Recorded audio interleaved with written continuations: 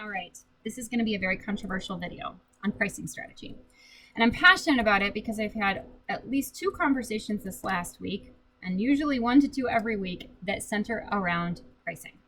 And I get a lot of pressure myself on my pricing model. People are telling me all the time, you should increase your prices. You're worth it, Jenny. Only my pricing strategy has nothing to do with my self-worth or confidence.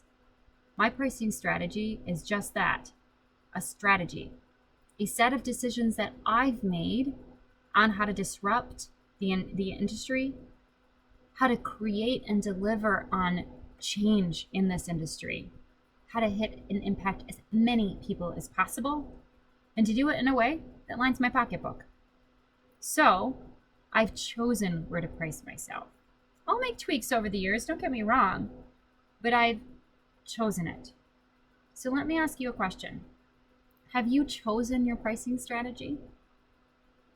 If you're in the process of thinking through a pricing strategy, there are 4 things that you can ask yourself that will help you shape a strategy that makes sense. The first is, what is your why?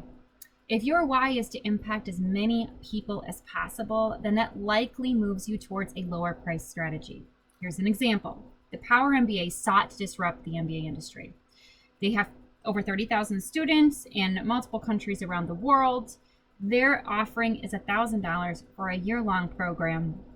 And that year-long program takes the best frameworks and strategies in business and gives you micro-learning, daily lessons on how to apply them, use cases, and then you can take those same concepts, frameworks, and templates and apply them in your business or your customer's business.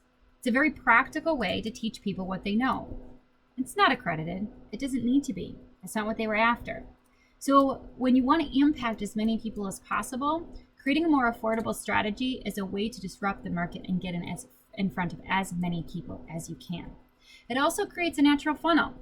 So when you have offerings that are priced at different levels, you can meet people where they are, which leads us into criteria 2. We're not there yet. Here's an example in my business. When you work with me, I have free content online, right? And that's just to help out people who want some resources on a day-to-day basis. They can take an online course, which is kind of the next step up in terms of price investment. They can add on ad hoc services. So that's individual sessions with no commitment where they can get answers to questions that they have for their business. And then they can move from there to a subscription. A subscription is about taking a longer term approach to growing their business and creating a partnership. And then they can move from an advisory subscription to a fractional sale retainer, which is the ultimate support that I can provide their business. It's a natural ladder for people to walk up. It's a natural funnel for people to go through. They can stop at any point in that funnel, and I'm thrilled because I've helped them. But they can also keep going as they grow, and I can continue to help them in different ways. So that allows me to help as many people as possible through all my service offerings. So that's an example of how breaking things into affordable solutions can help you get people also to your more higher cost solutions. All right, the next criteria is what your customers can bear. So your customers at their specific stage in life might have a certain budget, and your solution may or may not fit into that budget. I had an example with a sales call this week where the guy was giving me pressure, and it says, I was asking him cost, and he would not tell me the cost. And he said, clearly you don't understand the value. And I said, this has nothing to do with value. I'm bootstrapping my business, which means I'm funding my business through the revenue that I'm earning from my customers. I only have so much in the line item. If yours is above that, I can't do it. Simple yes or no. Tell me the cost. I'll tell you if I can do it. That's an example of understanding what your customers can bear at their specific time in life. And if they can't afford the $3,000 premium solution, but you're pricing at a $3,000 solution, chances are you're not going to get a lot of customers. Maybe that's okay. But if it's not, time to revisit your pricing strategy. The next category is you must cover your costs. So you have to be able to cover your cost of goods sold, which is the raw materials and any sort of subcontractor work that goes into building your goods.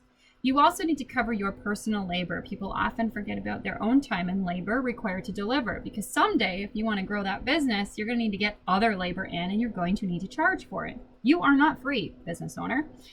So I encourage you to build your own time into that.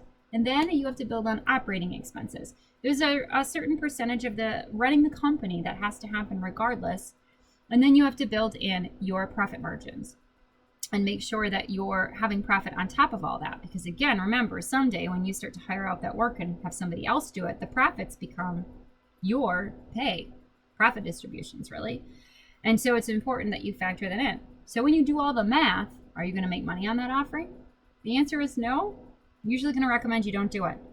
Time to either increase your price or reduce scope to be able to make sure, or automate or bring efficiency to it, to make sure that you can still deliver the value and a price point that you're making money and the customer can bear it.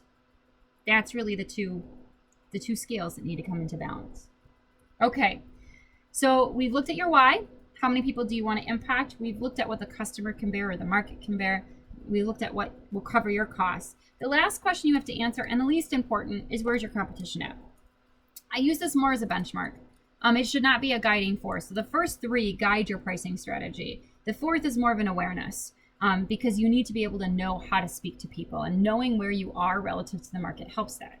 So for instance, I know I am between 25 to 50% of most people's pricing for coaching and advisory. So I can say that. And that gives me something, if there's ever any questions, I can talk about how, yep, I come in that way intentionally for these reasons. I also know that I can come in confidently and I don't discount because I can't discount, but also there's no reason to discount. I'm priced affordably out of the gate. It is what it is. Pricing transparency is a huge part of my strategy. But there are also other reasons to be aware. If you are in a consulting practice, then understanding where large firms, boutique firms, and then where do you sit in the mix is going to help you make sure that you're not pricing yourself over similar level or quality of work. Because you do the work uniquely, but if it's a commodity and there are other people who do it, it's important to be aware of where you sit relative to that. Same thing for course pricing, etc. So knowing where you come at relative to market just helps you get a bit of a baseline and helps reinforce a pricing strategy. Again, it should not drive your pricing strategy. It only helps you understand how people will perceive you relative to the market. It gives you data points to be aware of. Okay, so you're developing your pricing strategy. Look at these four things. How many people do you want to impact? What's your big why? What can your customers bear? What can you afford? And still make money. And then as an ancillary, take a look at the competition and understand how that fits it all in. From there, you should be able to come up with a pricing strategy that will work for growing your business profitably.